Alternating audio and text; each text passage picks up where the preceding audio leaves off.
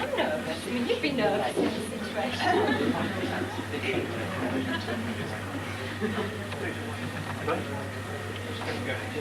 Sorry, I just need to get. Oh, good. Should I get a microphone?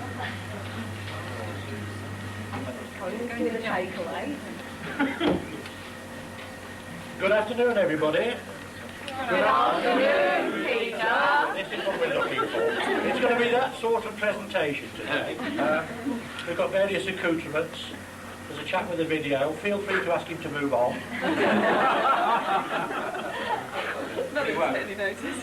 What I want to do, basically, is tell you a fairy story. It starts many, many years ago. Many years ago, when a young couple in London decided they wanted to move out to Essex. They decided to move to Althorpe. To this day, no one knows why they decided to move to Althorpe. They don't know why they decided to move to Althorpe. Nobody else would have that. Does anybody here know where Althorpe is? Those who don't, it falls into the Bermuda Triangle between Malden, Burnham and Southend. This young couple moved there, and Heidi was part of this young couple, a child riding, obviously. And one of the first things she had to do as a young wife was find a job. So she found a job, and it was in Chelmsford. Now, not only had she not heard of Althorpe at that time, she hadn't actually heard of Chelmsford either. Anyway, she found a job out in the county hall and did 2 years there in the legal department, which started off on the interest and affection she's had for the law ever since, which has stood her in good stead. After 2 years of doing this, she saw an advertisement in a local newspaper.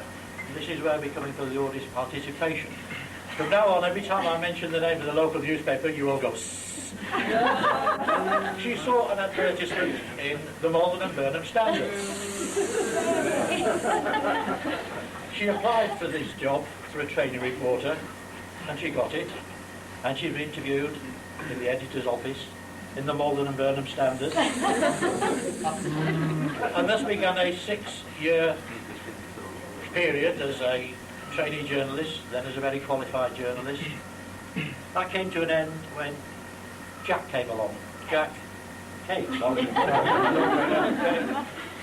Kate, Arlene's first child. She left the Malden and Burnham Standard, went away and had Kate, and not very long later, she decided she needed to go back to work, and she got a job, and she came and joined the Essex Chronicle.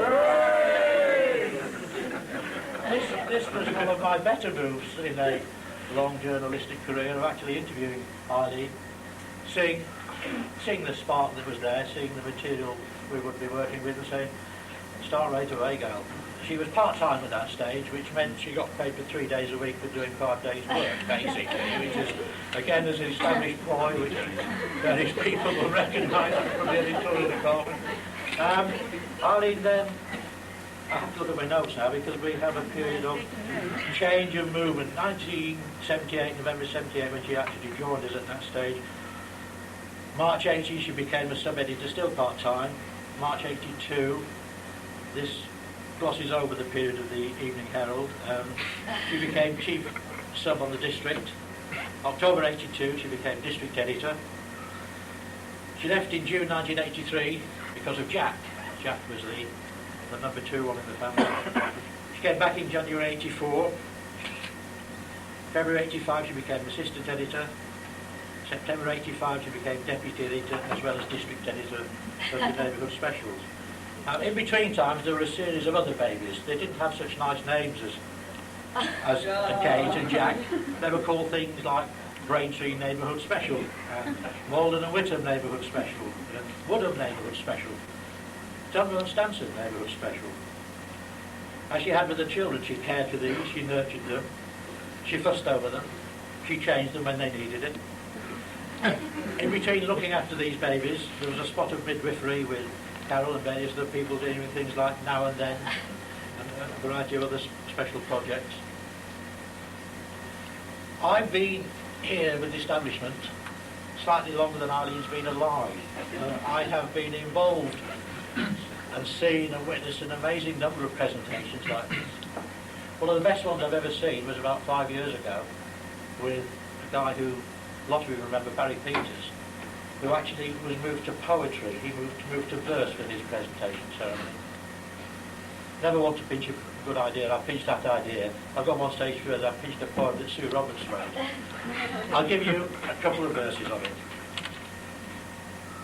It's headed The Sub's Lament, or How Eileen Learned to Stop Worrying and Love Her Scream. It's with apologies to William Wordsworth. She wandered lonely as a hack who slaves all day o'er desk and screen, and all she saw was Stuart's back. The years passed in a high-tech dream. Beside the spike, beneath the lights, cutting and pasting through the nights. Continuous as the words that shine and twinkle on her Apple Mac, she subbed a never-ending line of clangers dropped by lazy hacks. 10,000 subs she at a glance, tossing her head in sprightly dance. More work, she cried, I can't say no. One job is not enough for me. Give me, now and then, and a Romford shopper for a treat. And so her special empire grew from Tillingham to Timbuktu. It goes on, but the copies are available. It's been very jokey so far, but there's a serious element to this. From a personal point of view, missing Eileen will be rather like sawing off one of my legs. We've been close working partners for a long time now. We've come through all sorts of ups and downs and traumas and changes. Eileen has been a staunch and integral part of everything that has happened here in editorial with me over the last, well, all the time she's been here, basically. For everyone, I speak to Eileen now. We all love you. We'll miss you like mad. Good luck and God bless.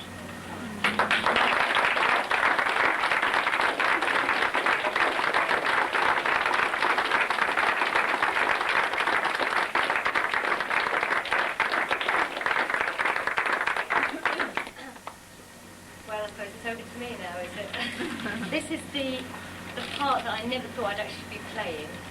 I've watched many other people sit in this very uncomfortable and emotional seats, and I've always been on your side of the fence. So I'll keep my words brief, which is quite unusual. It's not like me to keep my words brief. I really will miss you all. You've been like a big family. I just want to say thank you for everything you've done. You've been brilliant colleagues. You've been professional to work with. You've always helped me out in my scrapes. You've always all been there in your different capacities to help me when I needed help.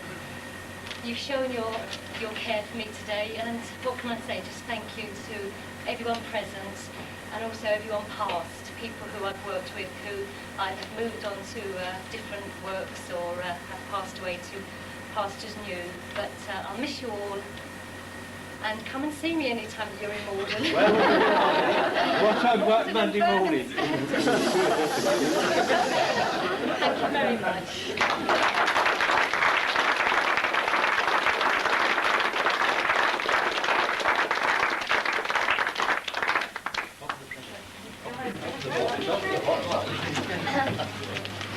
That's a very nice presentation of a Tracy.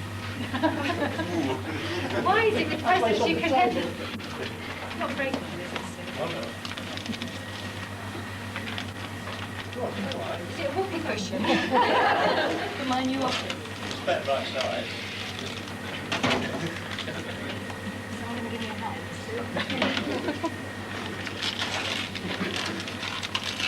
Oh, wow. Oh, that's beautiful. Thank you very much. This is beautiful. I will walk into my new office at the Morden Furnace. There's a listening advice in there, Eileen. Make sure you give it something else. Yes, thanks, I'll have to check it very carefully.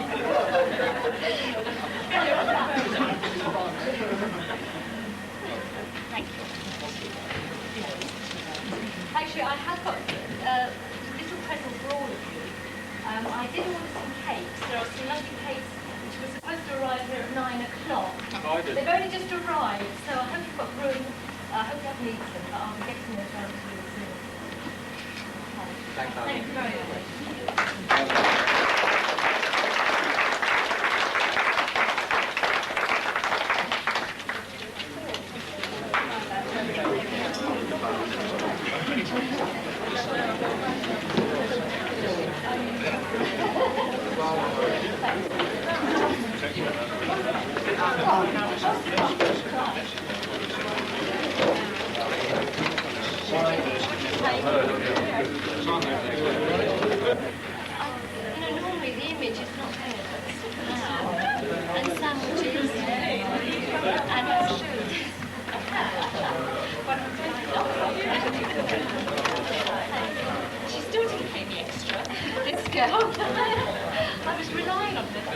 That's what you're going to tell me, isn't it?